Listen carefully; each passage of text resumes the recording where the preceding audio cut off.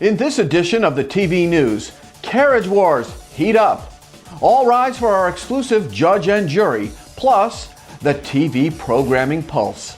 Now stand by for the TV News. This is the TVNews.tv, brought to you by CTAM Summit and CTAM Insights. One location, two conferences, one price to access both. For registration and information, visit ctamconferences.com. Welcome to the TVNews.tv. It's Wednesday, July 11th. I'm Jeff Grimshaw, and here now is the lead. We told you way back last December that the carriage wars would heat up in early July, per usual. And you know what? They have. Now, unless a miracle has happened, all Viacom cable networks are now dark on DirecTV.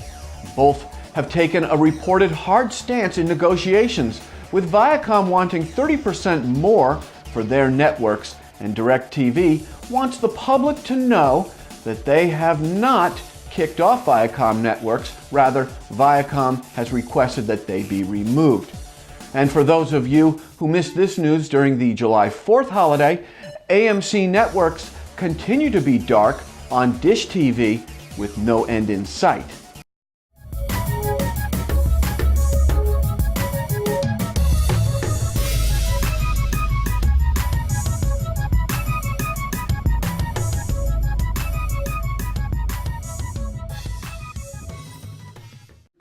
All right, we all post on Facebook and tweet on Twitter with relative impunity, right? Well, consider the following from TVLegalNews.com's Gwendolyn Lindsay Jackson in our exclusive Judge and Jury. All rise. It looks like Twitter's going to have to hand over all the user data in a disorderly conduct criminal issue.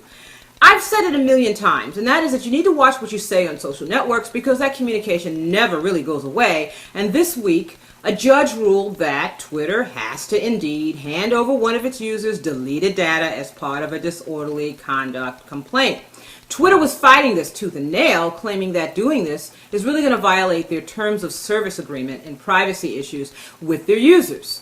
However, this new decision challenges Twitter, and it now sets a court precedent which allows for the admissibility of data relating to statements that you make on the internet. Now, this move is huge because it could force Twitter and other social networks like Facebook to amend their rights to ensure that data is available to law enforcement when requested.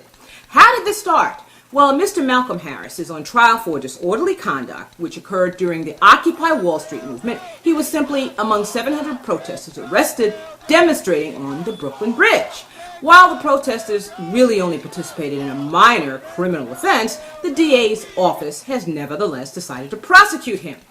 Harris's case began in January of this year when the DA's office issued a subpoena for his tweets, Twitter messages, and the prosecution was pretty much trying to disprove his claim that the protesters were led on to the Brooklyn Bridge by NYPD. Fighting on behalf of Harris was the American Civil Liberties Union, who filed an amicus friend of the court brief, which said that you can't just get the information with a subpoena. You need a search warrant. And the judge agreed. The judge says that what you put in the public belongs in the public. Now, the prosecutors simply have to apply for a search warrant to capture the tweets that have already been deleted by Mr. Harris, and they have set a mega precedent. This means that you must be very careful with what you put out there on social media because it could be used against you in a criminal complaint even if you've deleted it.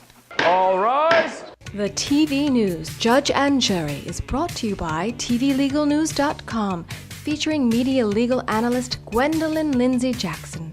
Log on to TVLegalNews.com.